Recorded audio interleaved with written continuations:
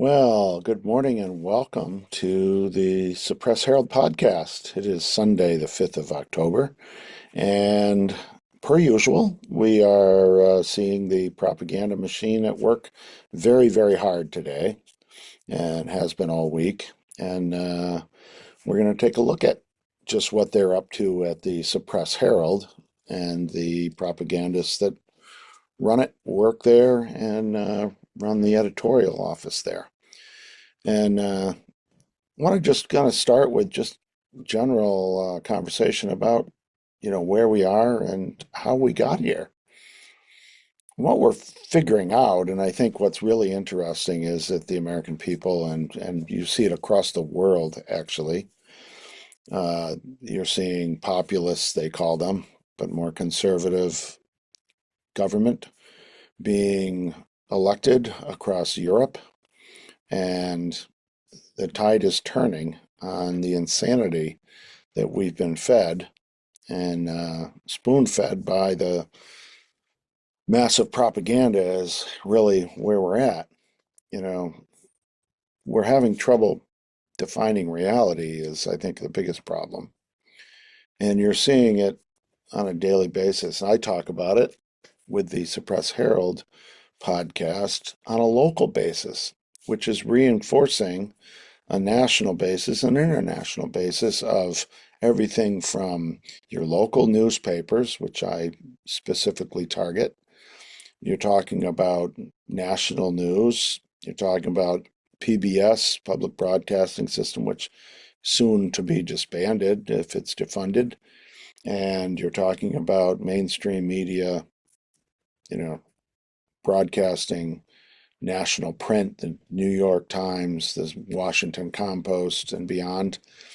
You're talking about especially social media, controlled, started with Google, originally funded by the CIA here in the United States. And you have their algorithms that lean extremely left. And then that went to Facebook and Twitter, now bought by Elon Musk and trying to be less propagandizing.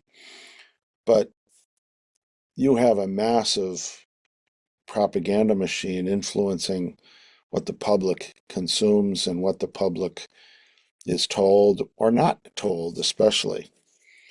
And if you have any doubts, you have to look. And the thing is, this is a very subtle thing. I want to start today with looking at today's Sunday Suppress Herald. I'm going to go all the way back and start where you wouldn't think I'd have any conversation. The books section of the Suppress Herald. And this is the headline. This is the local review in the book section of the Suppress Herald on Sunday. And this is the title of the article. Residents of a tiny island in Maine struggle as climate change reshapes their lives.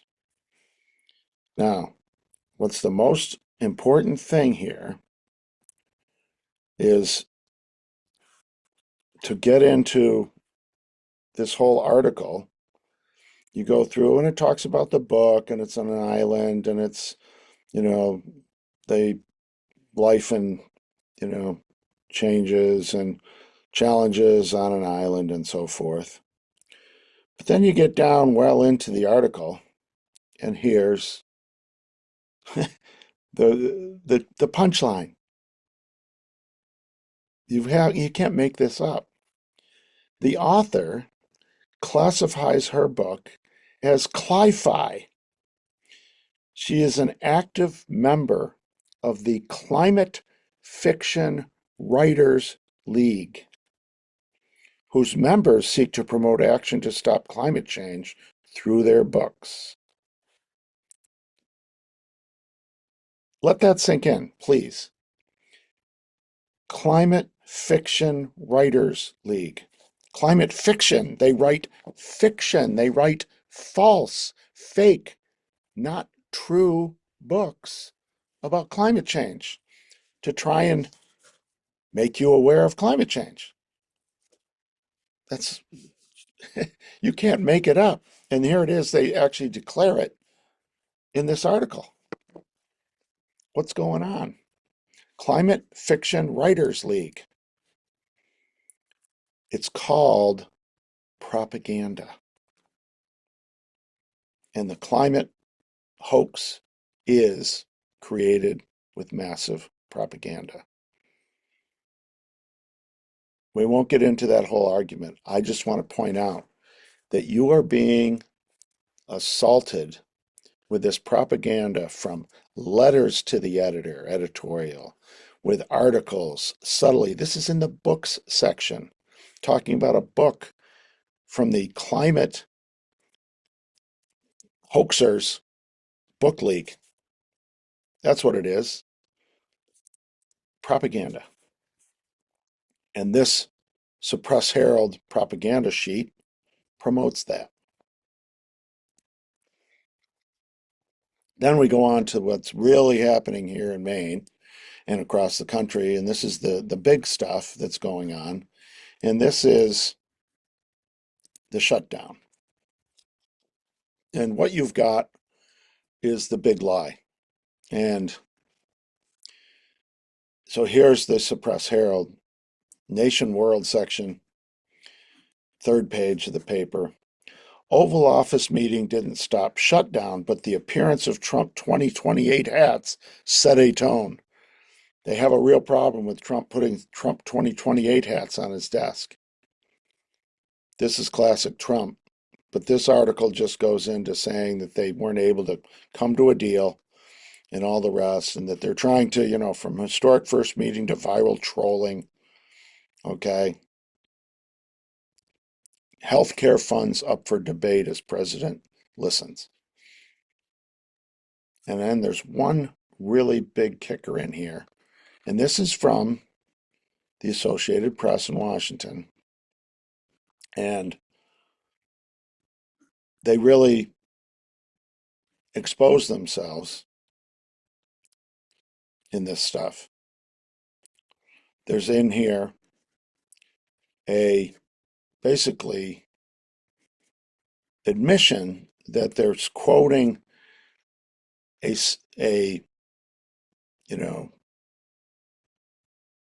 they can't name an unnamed person who was at these meetings who did not agree to be identified because he wasn't, cleared to talk to the press. My question is, and we've seen this again and again and again throughout Trump's first term and beyond, these unnamed sources don't exist.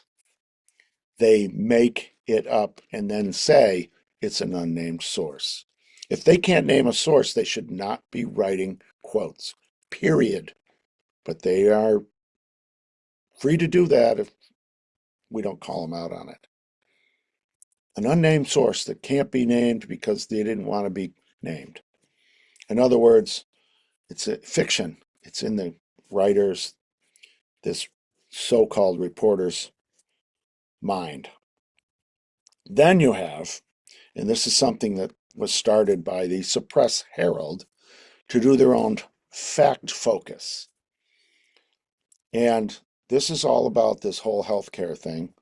And the Democrats, in their version of their bill, their amendment to reopen government, 1.5 trillion with a T additional spending inserted into this continuing resolution, CR.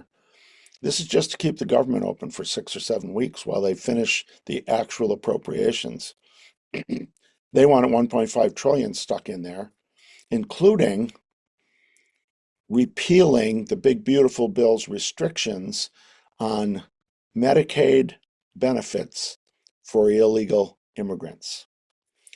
Illegal immigrants received 200 plus or minus $1 billion in benefits from Medicaid last year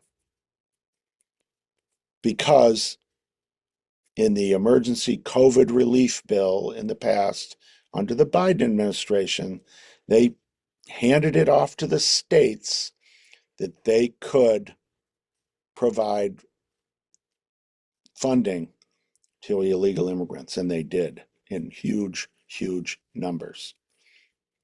Now they're saying Democrats didn't force shutdown to give health care to illegal immigrants. And illegal immigrants, I want to stress to you in a very big way, in this headline, has quotation marks. Now it comes down to what's the definition of an illegal immigrant. Because Biden, with a stroke of a pen, gave special status, basically gave amnesty or basically paroled all these people at the border. They came in and catch and release, said, okay, go file for asylum, go file for special status, whatever. They're illegal immigrants who came across the border, not through the gate, but over the fence. And they are illegal immigrants. Now they're trying to say, oh no, they're not illegal immigrants. They had some kind of status. They're not citizens. They're not supposed to be here. 80 to 90% of once they get before a judge, 80 to 90% of asylum seekers do not qualify for asylum. They used claiming asylum to stay and then disappear into the country. Once adjudicated, in other words, once before an immigration judge, 80 to 90% of those, and we are talking about many millions of those, do not meet the requirement for asylum. They're just here for a better life. They left their country and came to America for free stuff, period. They're getting housing, they're getting fed, they're getting health care, all of that. And they're taking jobs and they're taking housing from Americans.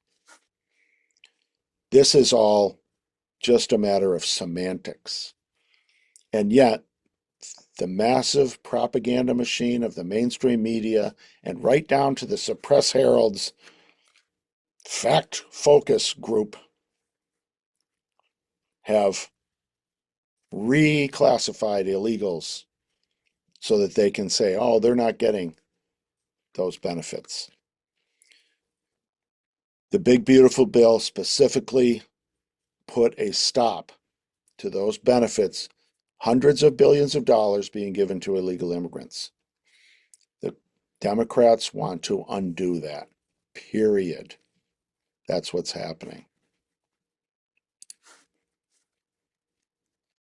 And then if you go on, then they talk about in the Suppress Herald, new term confronts justices at the U.S. Supreme Court with Trump's aggressive assertion of power. All of this, every little bit of it, Trump is a dictator, Trump is going against the Constitution, is one massive lie that they just keep throwing up against the wall. Trump has followed little district court judges, one after the other, putting injunctions, putting restrictions, trying to stop Trump's agenda. And over and over and over and over again, by the time it gets to a higher court and ultimately the Supreme Court, they are being overturned at the lower courts. What Trump is doing is constitutional. Is he taking very big steps for the executive branch and the president? Yes. Is he exceeding his constitutional power? No. Repeatedly, that is becoming clear. And yet they keep throwing this up against the wall. He's a dictator. He's a fascist. He's unconstitutional. He's destroying the country, the Constitution. The people that destroyed the Constitution were the people that were issuing FISA court warrants with illegally and spying on Trump and his campaign and putting his people in the Trump orbit in jail and basically trying to destroy Trump using lawfare. And all of those people are being found out, but you will never find out about that in the Suppress Herald. They're not going to write about it, but it's happening. And we are seeing now that papers, emails, communications between the FBI and the Biden White House and others are being exposed as really it's starting to look like a conspiracy to get Trump. And everybody's going to deny it, and everybody's going to be in denial and say, oh, that's just Trump trying to get even. That's Trump trying to enforce laws. If you broke laws to and put in place warfare, legal warfare, lawfare against President Trump and his allies, then you should pay the price for that. The reality is, if the FBI and the CIA and the Justice Department and the Biden White House and Obama and his cronies all worked together, communicated, worked together, Hillary Clinton paid to produce the Steele dossier that was then marched out there and falsely put into the public domain, labeled as reliable, as real. If they all worked together, with the end game being to one, prevent Trump from getting elected, and two, after he was elected, to remove him with impeachment, using lies, false information, and knowingly doing that, that's called a criminal conspiracy. And that's where we're going. But you'll never hear about that here. What you're going to hear about is all these Supreme Court making these decisions. Yeah, the Supreme Court is going to decide what the Supreme Court decides based on the Constitution and the reading of it. Period. And these people trying to undermine the Supreme Court because they aren't making decisions that support their radical ideas is exactly that. It's just sour grapes trying to leverage the mass media and the propaganda to discredit the courts because they're making decisions they don't like, to discredit the president and all of his administration. And it's disgusting. Then we go to back again the good old opinion pages of the Suppress Herald. The Sunday Suppress Herald has a letters to the editor and editorials, and here you go with, I want to understand my nephew's autism. Trump has made that harder. From Zach Aldrich, who's a copy editor, page designer at the Maine Trust for Local News. Oh, he's one of the propagandists. And his nephew has autism. And so his sister has to deal with this. And what this is all about is Trump coming out and saying that Tylenol, the active ingredient in Tylenol, is a problem for pregnant women and young children and their brains. And it could be a contributing or cause of autism. And so you've got this whole pushback against Tylenol during pregnancy. And I brought this up on a previous very short podcast. This is a really simple thing.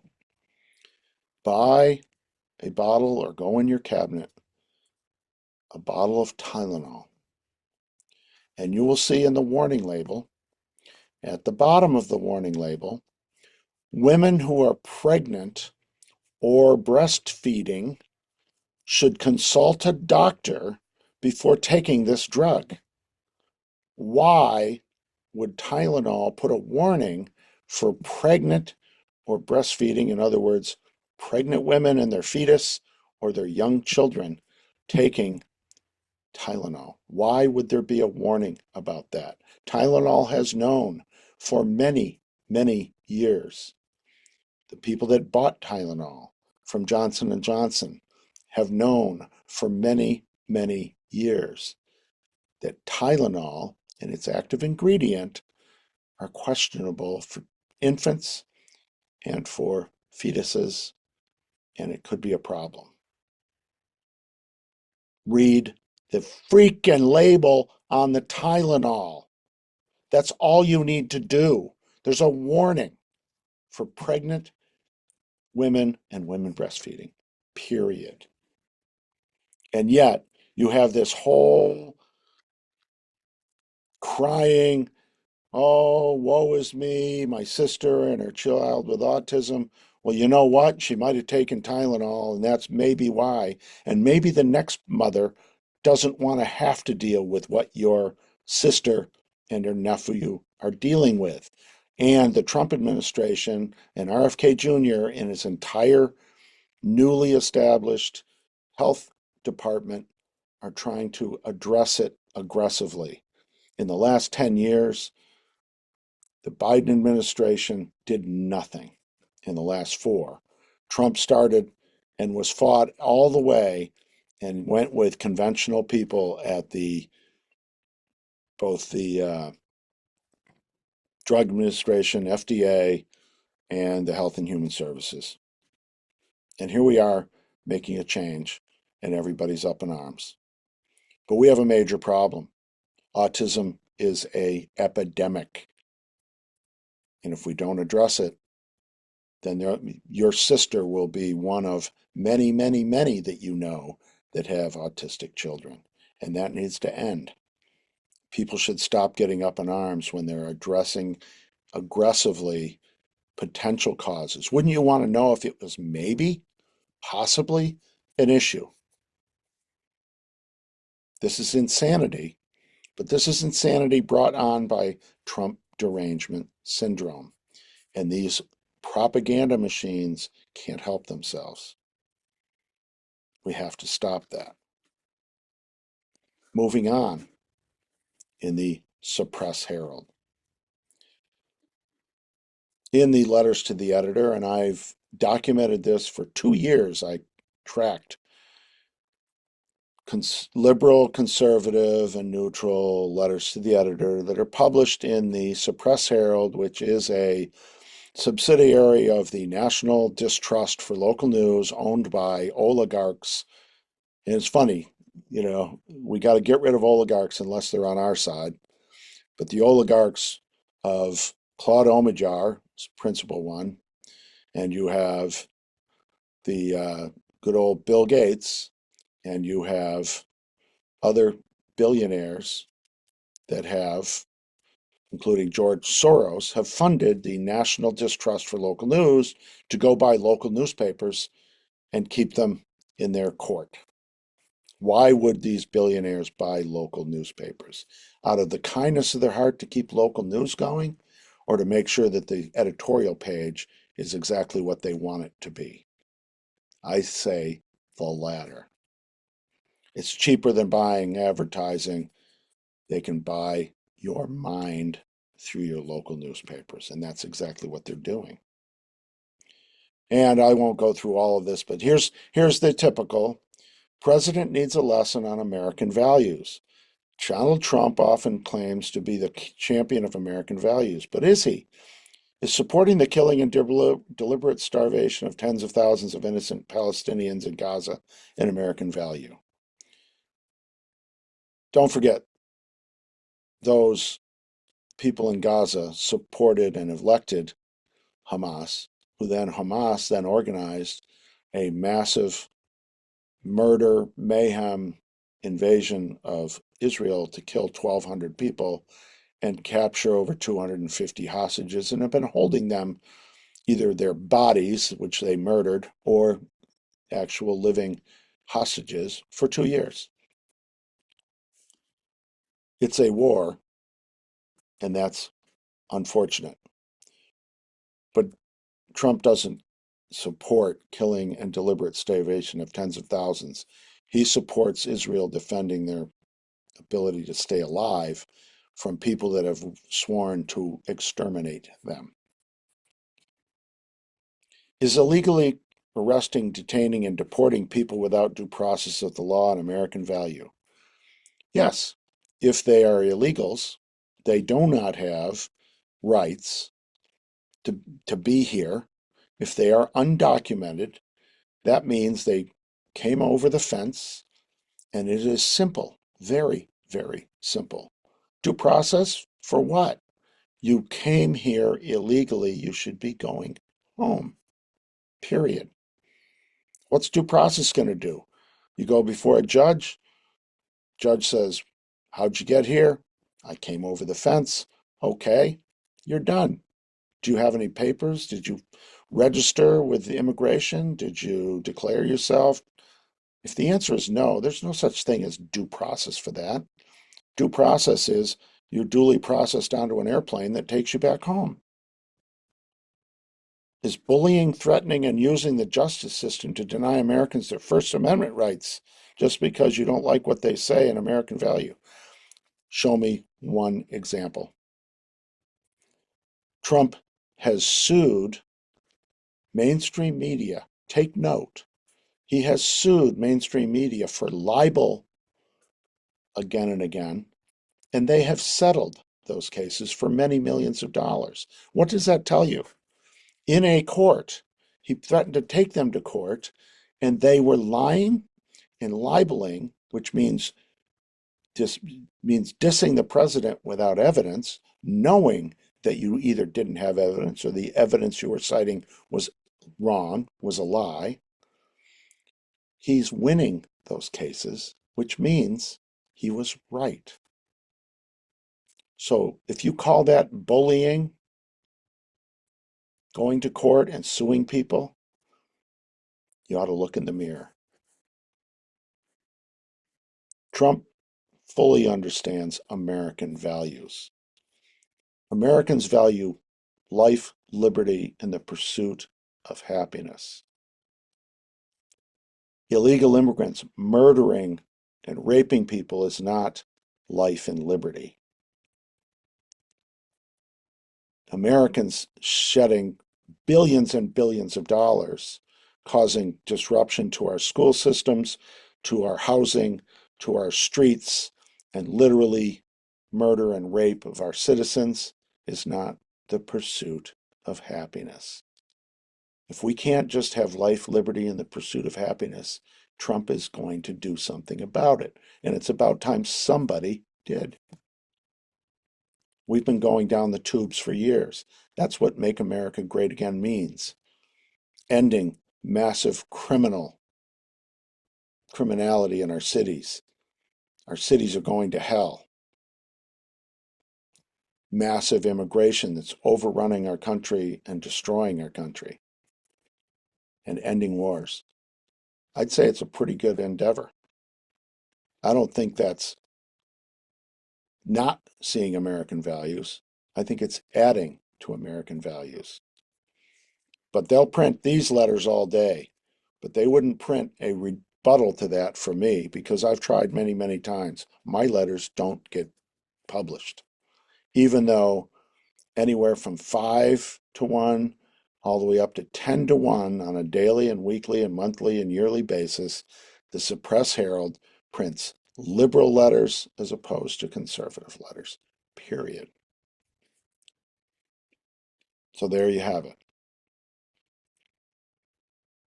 And then you have, of course, the editorial, and I'll finish for today. Democrats' passivity could doom the republic. Confidence is waning in our representatives' ability to resist the Trump administration's overreach.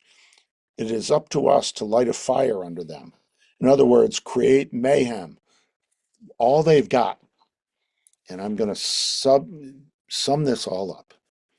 All the Democrats and the liberals and the Antifas of this world have is mayhem.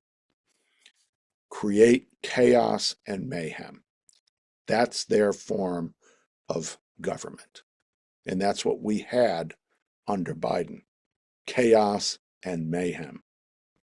And what Trump is doing with his administration and in many red states across the country is rule of law, putting people back in charge of their own lives, bettering our lives, and allowing people to get back to life, liberty, and the pursuit of happiness, to just live our lives. So, all of this is nothing but propaganda to try and tell you that the crap sandwich that the liberals have been feeding us for all these years tastes good. Don't believe your lying eyes. That's what propaganda does. It convinces you that your eyes are not telling you the truth. Look around you. Decide what you really want in life. If you just want to live your life, raise a family, get a good job, maybe do some great things, or just lie low and take it easy. We should be able to decide that, not some terrorists ruining our towns, our cities, and all the rest with their liberal ideas, their liberal policies, and their liberal chaos and mayhem. I'll take the latter. I'll take life, liberty, pursuit of happiness, and we won't get there until we realize that there is a massive operation of propaganda from national media right down to your local newspapers, including the suppressed Herald here in Maine. And with that, today's podcast is over. And I hope you'll keep listening in. I hope you'll spread the podcast, share it, let others, friends, family, associates know. Tell them to look at it. If you think this is worthwhile, share it with others. Have a great day.